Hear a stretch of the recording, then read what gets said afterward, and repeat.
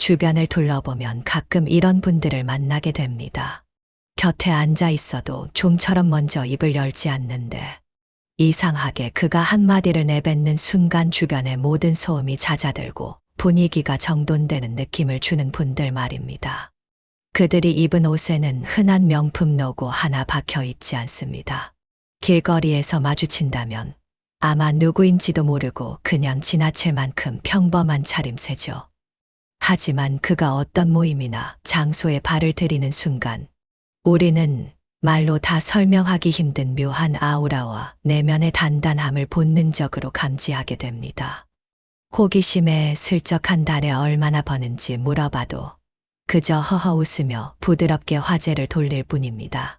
혹시 저기 저 유명한 분을 아시나요? 라고 물어도 글쎄요.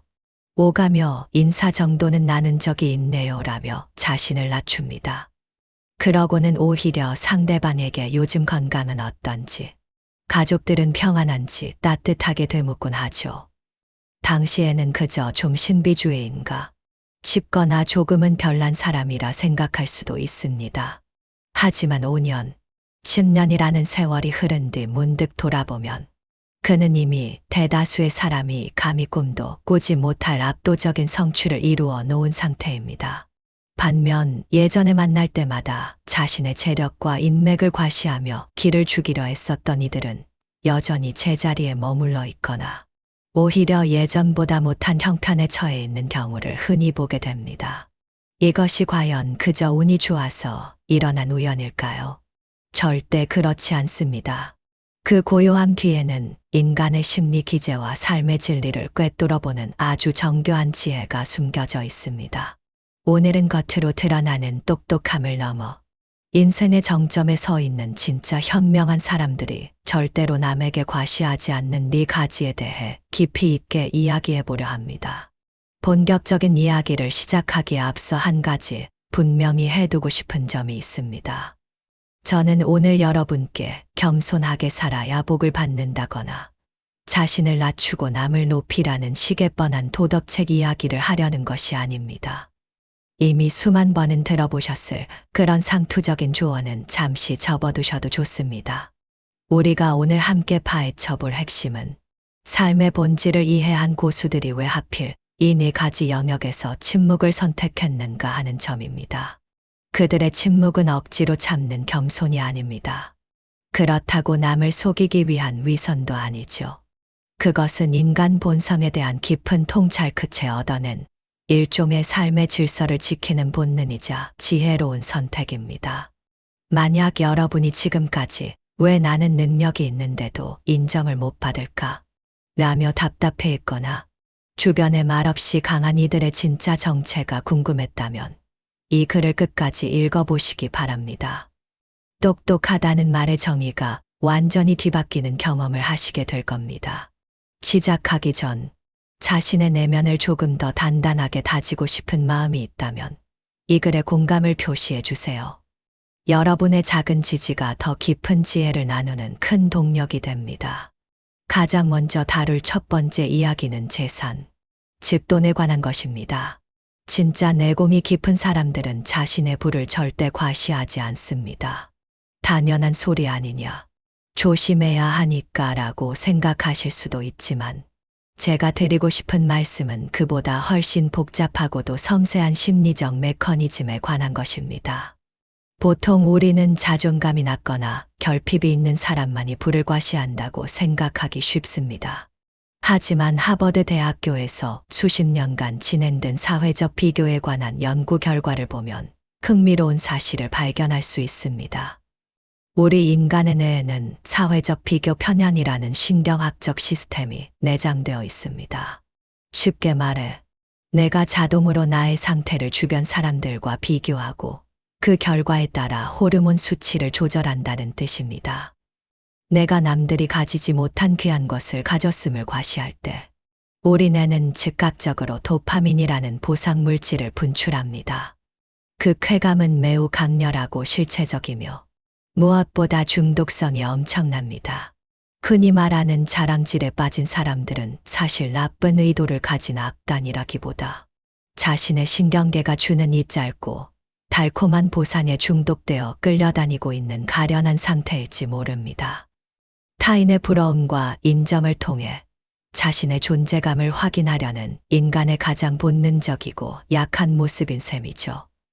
그런데 왜 진짜 현명한 사람들은 이 짜릿한 도파민에 유혹을 뿌리치는 걸까요? 그들은 이 쾌감 뒤에 숨겨진 치명적인 독을 알고 있기 때문입니다. 사회심리학의 거장 로버트 치알디니는 사회적 자본의 소모라는 개념을 통해 이를 설명합니다. 당신이 자신의 부를 공개적으로 드러내는 순간, 주변 사람들의 뇌에서는 두 가지 상반된 반응이 동시에 일어납니다.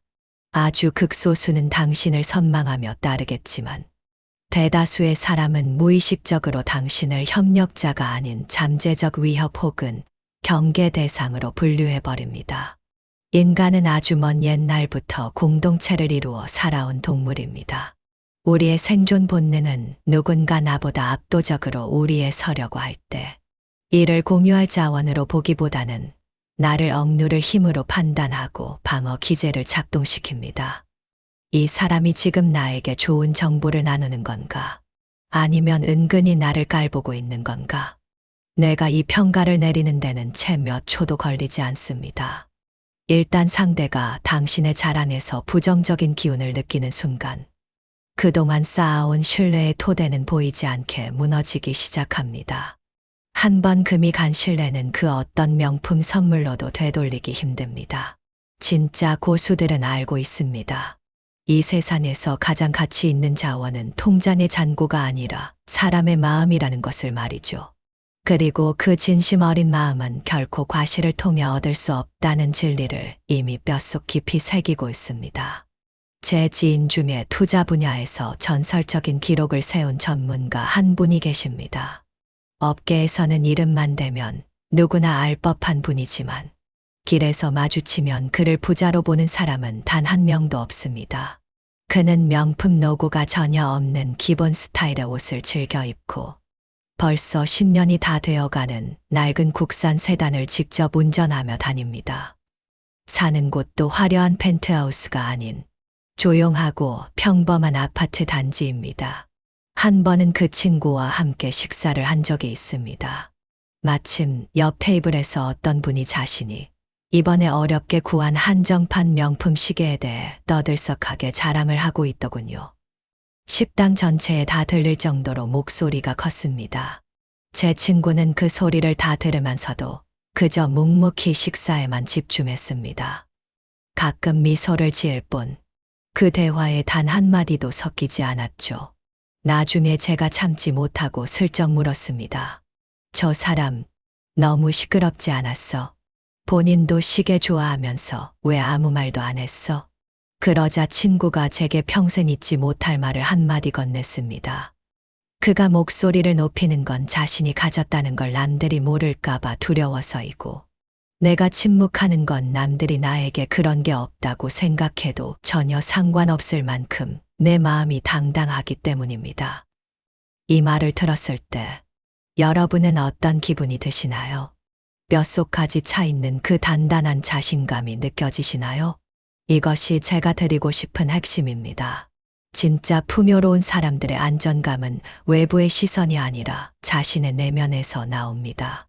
타인의 부러움을 통해 내 가치를 확인받으려 한다는 건 역설적으로 내가 가진 것에 대해 스스로가 아직 온전히 확신하지 못하고 있다는 반증이기도 합니다. 내가 나를 100% 인정하면 굳이 세상이 알아주길 바랄 필요가 없어지기 때문입니다. 실제로 미국의 백만장자들을 수십 년간 연구한 토마스 스텔리 박사는 아주 흥미로운 현상을 발견했습니다. 진짜 알부자들은 의외로 평범한 동네에 살고 중간 가격대의 차를 타며 로고가 없는 소박한 옷을 즐겨 입는다는 사실이죠. 그들의 겉모습은 은행 잔고와 전혀 일치하지 않았습니다. 반면 명품으로 온몸을 휘감고 슈퍼카와 대저택을 과시하는 이들 중에는 이제 막 자산을 모으기 시작했거나 남들에게 보여주기 위해 무리하게 빚을 낸 이들이 많았습니다. 이 현상 뒤에는 깊은 심리적 법칙이 숨어 있습니다. 과시의 본질은 사실 두려움입니다. 내가 충분하지 않다는 불안감 때문에 필사적으로 외부에서 증거를 끌어모으는 것이죠. 하지만 이미 정산에 서본 사람들은 증거를 수집할 필요가 없습니다. 그러니 만약 여러분이 자신의 재력을 드러내는데 관심이 없는 분이라면 내가 세상 물정을 모른다거나 인생을 즐길 줄 모른다고 자책하지 마세요. 당신의 침묵은 무지함이 아니라 아주 깊은 수준의 심리적 성숙함입니다. 자, 이것이 첫 번째입니다. 그런데 이런 생각도 드실 겁니다. 돈 자랑은 그렇다 쳐도 인맥 자랑은 좀 다르지 않나. 실제로 많은 사람이 대단한 누구를 안다는 것을 자신의 가치처럼 이야기하곤 하죠. 하지만 진짜 현명한 사람들이 인맥에 대해 입을 닫는 이유 뒤에는 여러분의 예상을 완전히 뛰어넘는 진실이 숨어 있습니다. 두 번째는 바로 인맥을 자랑하지 않는다는 점입니다. 주변에 꼭 이런 분들이 있죠. 대화 중에 갑자기 내가 그 유명한 누구랑 잘 아는 사이인데 지난번에 어떤 대기업 회장님과 식사를 했는데라며 슬쩍 이름을 흘리는 사람들 말입니다. 그런 이야기를 들을 때면 왠지 모르게 기운이 빠지고 거부감이 들지 않으셨나요? 왜 그런지 그 이유를 명확히 설명해 드릴게요. 사회학자인 마크 그레노베터는 약한 연결의 힘이라는 아주 유명한 이론을 발표했습니다. 연구 결과 우리의 커리어나 정보 획득, 그리고 자원 통합에 있어 진짜 거대한 가치를 만들어내는 것은 아주 친한 사이인 강한 관계보다 오히려 가끔 인사만 나누는 정도의 얕은 연결인 경우가 훨씬 많다는 것입니다. 이유는 간단합니다. 나랑 아주 친한 사람들은 대개 나랑 비슷한 정보를 가지고 있고 비슷한 기회를 공유합니다. 내가 아는 건 그들도 알고 그들이 아는 건 나도 압니다. 하지만 가끔 마주치는 사람들은 내가 전혀 가보지 못한 세상의 신선한 정보와 기회를 가져다 줍니다. 이 이론에는 아주 중요한 파생적 의미가 담겨 있습니다. 내가 누군가와의 인맥을 과시하려고 애쓰는 행위는 사실 굉장히 효율이 떨어지는 행동이라는 점입니다.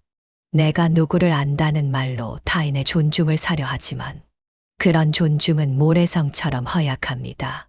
당신 본연의 가치가 아니라 당신이 맺고 있는 연결고리에 기반하고 있기 때문이죠. 만약 그 연결이 끊어지거나 별것 아닌 것으로 밝혀지는 순간 당신의 사회적 신뢰는 순식간에 무너져 내립니다. 역사 속의 한 인물을 떠올려 볼까요? 1920년대 미국 사교계에는 수많은 권력가와 자산가들이 모여 서로 어떤 의원이나 판사를 아는지 경쟁적으로 자랑하곤 했습니다. 하지만 진짜 역사를 바꾼 사람은 그 화려한 파티장 바깥에 있던 조금은 투박한 차림의 토마스 에디슨 같은 인물이었습니다. 에디슨은 사교계 모임에 거의 참석하지 않았고 자신이 누구를 아는지 떠벌리고 다니지도 않았습니다. 대신 그는 한 가지에만 집중했습니다. 바로 가치를 창조하는 일이었죠. 끊임없이 발명하고 문제를 해결하며 실제로 세상에 필요한 것들을 만들어냈습니다. 그 결과가 어땠을까요? 서로 대단한 인맥을 자랑하던 그 권력가들이 오히려 에디슨과 한 번이라도 만나기 위해 줄을 서기 시작했습니다. 에디슨 본인이 스스로 하나의 가치의 중심점이 되었기 때문입니다. 남의 가치에 기생하는 연결점이 아니라요. 이 논리는 오늘날에도 변함없는 인생의 진리입니다. 진짜 현명한 사람들은 한 가지 사실을 뼈저리게 알고 있습니다. 인맥은 당신의 가치가 만들어낸 결과물이지 당신의 가치를 증명해주는 원천이 아니라는 점입니다. 다시 말해, 당신이 충분히 실력을 갖추고 매력적인 가치를 지녔다면 수준 높은 사람들은 굳이 애쓰지 않아도 당신에게 먼저 다가옵니다. 당신이 입을 열어 누군가의 이름을 빌려올 필요가 없다는 뜻이죠. 반대로 당신 스스로가 내세울 만한 실력이 없다면 설령 대단한 권력가와 잠시 인연이 닿았더라도 그 관계는 결코 오래가지 않습니다. 모든 관계의 본질은 결국 서로에게 도움이 되는 가치의 교환이기 때문입니다. 이건 냉정한 계산이 아니라 세상을 움직이는 보이지 않는 질서입니다. 여기에 아주 흥미로운 심리학적 원리가 하나 더 숨어 있습니다. 펜실베이니아 대학의 와튼스쿨 교수인 애덤 그랜트는 사람을 세 가지 유형으로 나누었습니다. 바로 주는 사람인 기버 게블, 받기만 하는 테이커 제글, 그리고 받은 만큼만 주는 매처 마주입니다. 그의 연구에 따르면 장기적으로 가장 성공하고 넓은 인맥을 가진 사람들은 바로 기버들이었습니다. 타인에게 가치를 제공하고 진심으로 도우려는 마음이 큰 사람들이었죠. 반면 누군가와의 인맥을 과시하는데 열을 올리는 이들은 무의식적으로 테이커의 성향을 띠는 경우가 많습니다. 내가 누구를 안다는 말로 당신의 호감과 존경을 가져오려 하기 때문입니다. 하지만 진짜 고수들은 그런 식의 구걸을 하지 않습니다. 그들은 누구를 안다고 말하는 대신 당신의 문제를 조용히 해결해 줍니다. 당신의 고민이 해결되는 순간 그들의 가치는 자연스럽게 증명됩니다. 그리고 그렇게 각인된 가치는 훨씬 더 강력하고 지속적인 신뢰를 만들어내죠. 더욱이 진짜 정상급 인맥을 가진 사람들은 그 관계를 보호하는 데 있어 굉장히 신중하고 조심스럽습니다. 그들에게 관계란 곧 신뢰이자 사생활의 영역이기 때문입니다. 누군가의 이름을 자신의 사회적 자본인 양 함부로 입에 올리는 행위는 사실 그 소중한 관계를 구축하는 것이 아니라 소모하는 일이라는 것을 잘 압니다. 그러니 앞으로 누군가를 만났을 때 자신이 누구를 아는지 좀처럼 내세우지 않으면서도 당신이 어려울 때 묵묵히 실질적인 도움을 주는 사람이 있다면 꼭 기억하세요. 그가 바로 진짜 인맥의 고수입니다. 자, 지금까지 재력과 인맥, 이 두 가지 외적인 요소에 대해 이야기했습니다. 그런데 지금부터 다룰 세 번째 이야기는 여러분 자신과 훨씬 더 밀착된 주제가 될 것입니다. 우리 중 많은 이들이 매일 무의식적으로 저지르는 실수, 바로 지식의 과시에 관한 이야기입니다. 지식을 뽐내는 건 돈 자랑만큼 거부감이 들지는 않을 것 같다고요. 하지만 인간관계에 미치는 파괴력만 놓고 보면 어쩌면 돈 자랑보다 훨씬 더 치명적일 수 있습니다. 세 번째, 진짜 현명한 사람들은 자신의 학식이나 지식을 절대 뽐내지 않습니다. 이 대목에서 의아해하실 분들이 계실 겁니다. 똑똑한 사람이라면 자신이 아는 것을 남들과 나누는 걸 좋아해야 하는 것 아닌가요?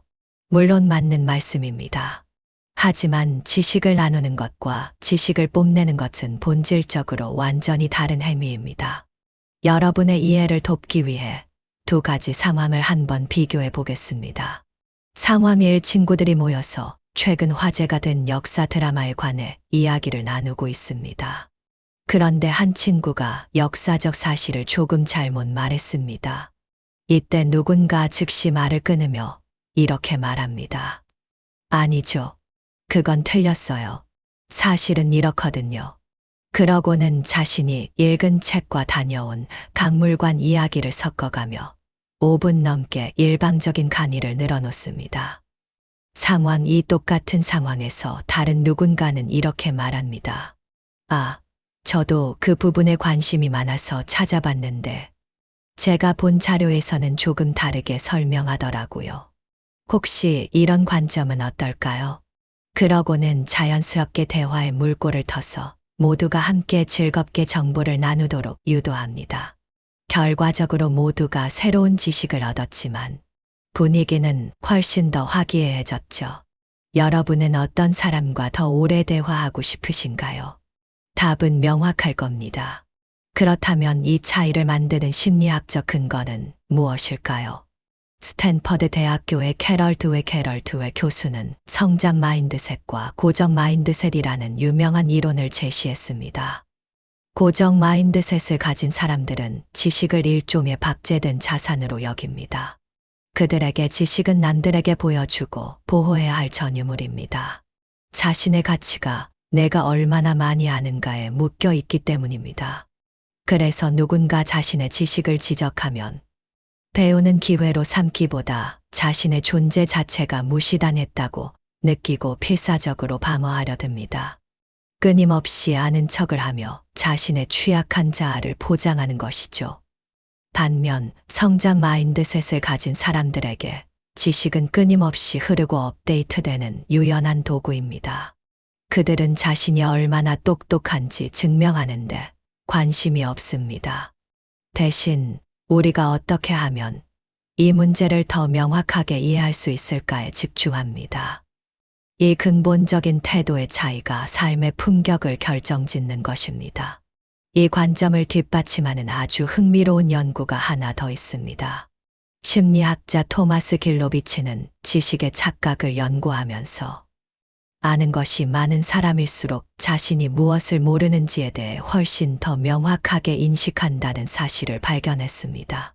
이는 이른바 더닝크루거 효과의 정반대 현상이죠. 진짜 박식한 사람들은 자신이 모르는 영역에 대해 극도로 예민합니다. 그들은 입을 열기 전에 자신이 아직 확신하지 못하는 10가지 가능성을 먼저 떠올립니다. 그래서 그들은 내가 제일 잘 안다는 태도로 쉽게 나서지 않습니다. 반대로 조금 아는 것을 참지 못하고 당장 뽐내려는 사람들은 역설적으로 자신이 무엇을 모르는지조차 모르는 인지적 단계에 머물러 있기 때문인 경우가 많습니다. 이 대목은 우리 삶에서 꼭 한 번 멈춰서 생각해 볼 가치가 있습니다. 여러분 주변의 모든 말을 단정적으로 하는 분들이 계신가요? 그건 무조건 이래. 절대 아닐 리가 없어라며 아마도나 확신할 순 없지만 같은 여지를 전혀 두지 않는 사람들 말입니다. 그런 분들을 볼 때 어떤 기분이 드시나요? 정말 대단하다는 감탄이 나오나요? 아니면 참 피곤하게 산다는 생각이 드나요? 아마 후자의 가능성이 클 겁니다. 제 주변에서 실제로 있었던 일입니다. 제 지인 중 국내 최고의 대학에서 박사 학위를 받은 저명한 학자가 한 분 계십니다. 한 번은 친구들과의 모임에서 평소 접하기 힘든 아주 생소한 고대 문명의 관습에 대해 이야기가 나왔습니다. 다들 자신이 어디서 주워들은 얕은 지식으로 한마디씩 거들었죠. 사실 대부분 틀린 내용이었습니다. 하지만 그 박사님은 대화 내내 누구의 말도 끊지 않았습니다. 그저 고개를 끄덕이며 경청할 뿐이었죠. 나중에 누군가 그의 의견을 묻자 그는 아주 조심스럽게 입을 뗐습니다. 저도 그 분야를 깊이 있게 연구해 본 적은 없어서 조심스럽습니다만 예전에 흥미로운 논문을 한 편 본 기억이 나네요. 거기서는 이런 관점으로 해석하던데 여러분이 말씀하신 내용과 함께 생각해 보면 꽤 일리가 있을 것 같습니다. 그러고는 아주 짧고 명쾌하게 핵심만 짚어주었습니다. 그 순간 우리 모두가 느낀 감정은 감탄 그 이상이었습니다. 누구의 기분도 상하게 하지 않으면서 대화의 품격을 한 단계 높여놓았으니까요. 이것이 바로 지식을 뽐내는 것과 지혜를 나누는 것의 결정적인 차이입니다.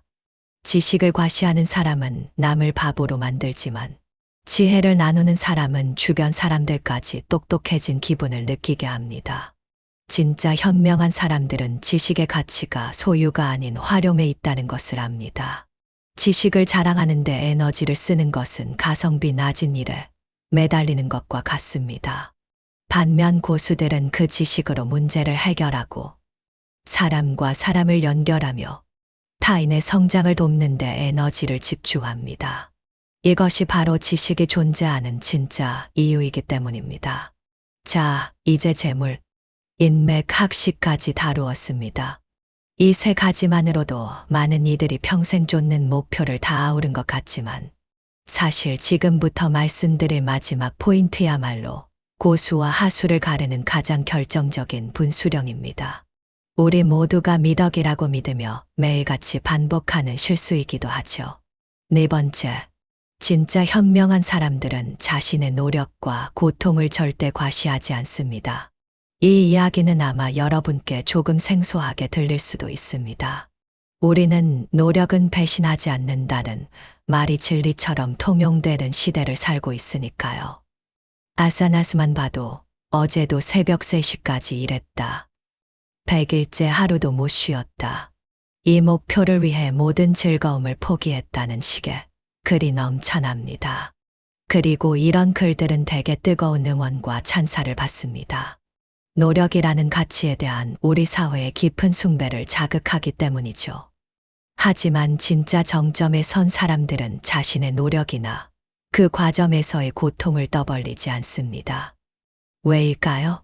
먼저 노력에 대해 이야기해보죠.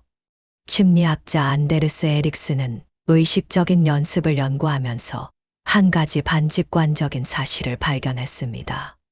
진짜 최고 수준에 도달한 전문가들은 그 퍼포먼스가 마치 아무런 힘도 들이지 않은 것처럼 아주 자연스럽고 가볍게 보인다는 점입니다. 그들이 노력을 안 해서가 아닙니다. 그 노력이 이미 자신의 일부가 되어 자동화되었기 때문입니다. 더 이상 엄청난 의지력을 쥐어짜거나 남들에게 알아달라고 호소할 필요가 없는 단계에 이른 것이죠. 그들의 노력은 무작정 힘만 쓰는 노동이 아니라 지혜롭게 정련된 내공입니다. 자신의 노력을 끊임없이 전시해야 하는 마음 밑바닥에는 사실 결과에 대한 불안감이 자리 잡고 있습니다. 과정이라도 인정받아야 마음이 놓이기 때문이죠. 하지만 결과에 확신이 있는 사람은 굳이 설명할 필요를 느끼지 못합니다. 결과 자체가 가장 강력한 목소리를 내니까요. 노력이 중요하지 않다는 뜻이 아닙니다. 다만 노력이 보여주기 위한 퍼포먼스가 되는 순간 그 본연의 에너지는 분산되고 삶의 질서는 흔들리기 시작합니다.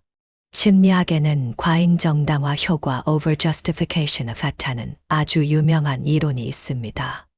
어떤 일을 할 때 그 노력을 외부의 인정이나 보상을 받기 위한 수단으로 과하게 전시하기 시작하면 우리 내면의 동기는 서서히 힘을 잃고 외부의 동기에 자리를 내어주게 된다는 원리입니다. 원래는 그 일이 정말 좋아서 혹은 스스로의 성장을 위해 전력을 다해 몰입했던 것인데 어느 순간부터 주변의 찬사와 좋아요의 만족감을 느끼는 데 익숙해지면 순수한 열정은 슬그머니 자취를 감추게 됩니다. 동력의 원천이 내 안에서 밖으로 옮겨가는 것이죠. 하지만 타인이 보내주는 박수는 안개가 걷히듯 순식간에 사라질 수 있는 불안정한 것입니다. 오늘 박수를 쳐주던 사람들이 내일은 무관심해질 수 있죠. 외부의 보상이 끊기는 순간 그동안 지탱해 온 동력도 모래성처럼 무너져 내립니다. 이것이 바로 많은 사람이 아사나스 미라클 모닝이나 공부 인증을 올리며 화려하게 시작했다가도 얼마 못 가 포기하게 되는 이유입니다. 자신의 뇌를 내면의 성취감이 아닌 외부의 인정에만 반응하도록 길들여 버렸기 때문입니다. 고통에 대해서도 한번 이야기해 볼까요? 사실 자신의 고통이나 힘듦을 은근히 과시하는 행위는 우리 시대에 아주 흔하면서도 은밀하게 이루어지는 사회적 행동입니다. 재력을 뽐내는 것처럼 직접적이진 않지만 이 역시 외부의 인정과 관심을 갈구하는 또 다른 방식입니다. 나 너무 힘들어. 요즘 정말 죽을 맛이야. 내가 어떤 일을 겪었는지 아무도 모를 거야. 같은 토로 뒤에는 나를 봐달라. 나를 이해해달라. 나를 가엾게 여겨달라는 아주 인간적이고도 본능적인 욕구가 숨어 있습니다. 누구나 가질 수 있는 마음이고 충분히 이해할 수 있는 부분입니다. 하지만 진짜 현명한 사람들은 이러한 욕구를 더 냉철하게 바라봅니다. 그리고 훨씬 더 건강한 방식으로 자신의 마음을 다스리죠. 심리적 회복 탄력성 (resilience를) 연구하는 전문가들은 역경 속에서도 흔들림 없이 일어서는 사람들에게서 한 가지 공통점을 발견했습니다. 그들은 자신이 겪은 고통을 자신의 정체성 (아이덴티티로) 삼지 않는다는 점입니다. 그들은 고통을 충분히 겪어내고 처리하며 그 터널을 빠져나오지만 내가 얼마나 힘들었는지를 훈장이나 명함처럼 사방에 내밀고 다니지 않습니다. 왜냐하면 고통을 지속적으로 전시하는 행위는 결국 그 고통을 내 안에 더 깊이 뿌리박게 만드는 일이기 때문입니다. 뇌과학에서 말하는 신경가소성 (neuroplasticity)라는 특성이 있습니다. 우리가 무엇을 반복해서 생각하고 말하느냐에 따라 뇌의 신경회로가 그 방향으로 굵어지고 강화된다는 뜻입니다. 내가 얼마나 고통스러운지를 끊임없이 타인에게 이야기할 때 우리 뇌는 나는 고통받는 사람이라는 회로를 더 단단하게 구축합니다. 이 회로가 굳어지면 그것은 세상을 바라보는 고정된 필터가 되어버립니다. 무한한 가능성을 가진 존재가 아닌 과거의 상처에 갇힌 사람으로 스스로를 정의해버리는 것이죠. 이는 인생에서 지불해야 할 너무나 크고 무거운 대가입니다. 전설적인 심리학자 빅터 프랭클의 이야기는 여기서 큰 울림을 줍니다. 나치의 죽음의 수용소라는 지옥 같은 환경에서도 끝까지 살아남아 내면의 자유를 지켜낸 그는 자신의 저서 죽음의 수용소에서의 이런 명언을 남겼습니다. 자극과 반응 사이에는 공간이 있다. 그 공간에는 우리의 자유와 힘이 숨어 있다. 고통이라는 자극은 내가 통제할 수 없는 외부에 이를 수 있습니다. 하지만 그 고통에 어떻게 반응할지는 오로지 나의 선택에 달려 있습니다. 그 아픔을 불행의 낙인으로 삼아 사반이 하소연하며 보낼 수도 있고, 혹은 그 고통을 인생에 대한 통찰력과 타인에 대한 공감 능력, 그리고 앞으로 나아갈 강력한 동력으로 승화시킬 수도 있습니다. 진짜 삶의 고수들은 고통을 억누르지도 않지만 그렇다고 그것을 소비하지도 않습니다. 그들은 고통을 전환시킵니다. 아픔을 느끼는 자신을 허용하되 만나는 사람마다 그 아픔을 꺼내 보여주며 위로를 구걸하지 않습니다. 그것은 치유가 아니라 상처를 덧나게 하는 일임을 잘 알기 때문입니다. 여기까지 듣고 나면 아마 이런 의문이 드실 수도 있습니다. 그럼 이제 아무 말도 하지 말고 살아야 하나요? 나의 성취도, 노력도, 슬픔도 다 꽁꽁 숨기고 벽을 쌓아야 하는 건가요? 아니요. 전혀 그렇지 않습니다. 제가 강조하고 싶은 것은 나눔과 과시는 본질적으로 완전히 다른 행위라는 점입니다. 그리고 이 둘을 가르는 결정적인 차이는 바로 여러분의 출발점에 있습니다. 진정한 나눔과 단순한 과시는 종이 한 장 차이처럼 보이지만 그 속을 들여다보면 완전히 다른 결을 가지고 있습니다.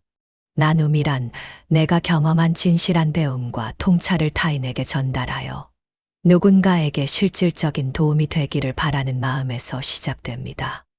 그래서 나눔은 물처럼 유연하게 흐르고 상대방과 호흡하며 서로를 채워주는 상반연의 소통입니다. 반면 과시는 타인에게 나를 전시함으로써 내가 당신보다 우월하다거나 나를 인정해달라는 확인을 받고 싶어 하는 행위입니다. 이는 에너지를 나누는 것이 아니라 타인의 인정을 일방적으로 갈구하는 소모적인 행위이며 결국 스스로를 고립시키는 닫힌 소통이 되고 맙니다. 어떤 이가 고난을 극복한 지혜를 나누는 것과 자신이 얼마나 힘들었는지를 반복해서 떠드는 것은 겉보기엔 비슷할지 몰라도 그 기저에 흐르는 에너지는 전혀 다릅니다. 문제는 무엇을 말하느냐가 아니라 왜 말하느냐입니다. 당신의 출발점이 타인과의 진실한 연결과 기여에 있다면 당신이 내뱉는 모든 문장에는 따뜻한 빛이 깃듭니다. 하지만 그 출발점이 결핍된 자아를 채우기 위한 인정 투쟁이 있다면 아무리 조심스럽게 말해도 상대방은 묘한 불편함을 느끼게 됩니다. 제 지인 중에 오랫동안 심리 상담을 해온 분이 계십니다. 매일같이 타인의 아픔과 부정적인 감정을 마주하는 그에게 그렇게 힘든 이야기를 매일 듣다 보면 마음이 지치지 않나요? 라고 물은 적이 있습니다. 그때 그분이 해주신 말씀이 참 인상적이었습니다. 고통이라는 것은 참 묘해서 숨기려고만 하면 눈덩이처럼 거대해지지만 이를 정면으로 응시하고 이해하려고 노력하면 신기하게도 서서히 작아진다고 합니다. 그런데 만약 그 고통을 마치 훈장처럼 사방에 흔들고 다니면 그 고통은 결국 그 사람의 얼굴에 문신처럼 새겨져 평생 지워지지 않는 정체성이 되어버린다는 것이었죠. 이처럼 진짜 현명한 사람들은 노력을 게을리했거나 고통이 없어서 침묵하는 것이 아닙니다. 그저 노력과 고통을 대하는 더 높은 차원의 태도를 선택했을 뿐입니다. 그들은 노력을 묵묵한 과정 속에 녹여내고 고통을 내면의 단단한 힘으로 승화시킵니다. 그들은 세상 그 누구에게도 자신을 증명해야 할 빚을 지고 있지 않기 때문입니다. 이제 우리가 나눈 네 가지 이야기를 다시 한번 되새겨 보겠습니다. 재산, 인맥, 학식, 그리고 노력과 고통. 이 네 가지는 어쩌면 평범한 사람들이 일생을 바쳐 갈망하는 목표들입니다. 하지만 진짜 삶의 고수들은 바로 이 지점에서 침묵을 선택합니다. 그들이 부를 과시하지 않는 이유는 사람의 마음을 얻는 진실함의 가치가 돈보다 훨씬 크다는 것을 알기 때문이며, 인맥을 내세우지 않는 이유는 나 자신의 실질적인 가치만이 가장 확실한 자본임을 믿기 때문입니다. 또한 그들이 지식을 뽐내지 않는 이유는 자신이 모르는 영역에 대한 겸손함이 훨씬 더 큰 지혜임을 알기 때문이고, 노력과 고통을 떠벌리지 않는 이유는 남들의 평가에 휘둘리는 이미지 관리보다 실질적인 성장에 모든 에너지를 쏟고 싶어 하기 때문입니다. 이 모든 선택은 결국 하나의 진리로 귀결됩니다. 진정한 지혜는 누군가에게 보여주기 위한 연기가 아니라 내면이 꽉 찬 충만함 그 자체라는 사실입니다. 스스로 빛나는 사람은 외부에서 조명을 빌려올 필요가 없습니다. 존재 자체가 이미 빛나고 있기 때문입니다.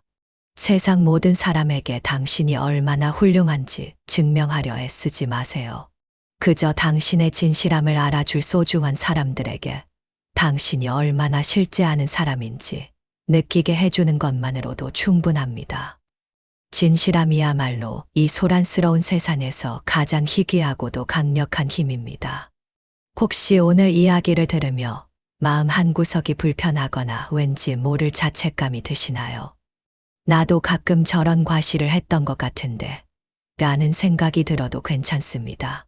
그것은 당신의 잘못이 아니라 인간이라면 누구나 가진 본능적인 모습일 뿐입니다. 우리 조상들이 척박한 환경에서 공동체를 이루어 살던 수만 년 전부터 집단 내에서 인정받고 눈에 띄는 것은 곧 생존과 직결되는 문제였습니다. 버림받는 것은 죽음을 의미했기에 우리는 본능적으로 타인의 시선에 민감하도록 설계된 것이죠. 그러니 인정받고 싶은 그 마음을 너무 미워하지 마세요. 다만 삶의 정점에 선 이들은 그 본능적인 욕구를 채우는 더 세련되고 효과적인 방법을 찾아낸 것뿐입니다. 단순한 전시가 아니라 실질적인 창조와 진실한 연결을 통해 내면을 채우는 법 말입니다. 이것은 타고난 재능이 아니라 누구나 배우고 길러낼 수 있는 마음의 근육입니다. 다만 시간이 필요하고 타인의 박수 소리가 들리지 않는 고요한 곳에서 끊임없이 자신과 마주하는 용기가 필요할 뿐입니다. 여러분의 삶 속에도 소리 없이 강한, 묵직한 존재감을 지닌 누군가가 있나요? 혹은 남들에게 증명하고 싶은 욕구에서 해방되어 오로지 나 자신으로 존재했던 평온한 순간이 있었나요? 여러분의 소중한 경험과 생각을 나누어 주세요. 한 사람의 진실한 고백은 다른 누군가에게 오늘을 살아갈 가장 큰 위로와 용기가 될 수 있습니다. 오늘 이 시간이 여러분의 삶의 질서를 바로잡고 내면의 단단함을 쌓아가는 작은 계기가 되었기를 바랍니다. 조용하지만 누구보다 찬란하게 빛날 당신의 앞날을 진심으로 응원합니다.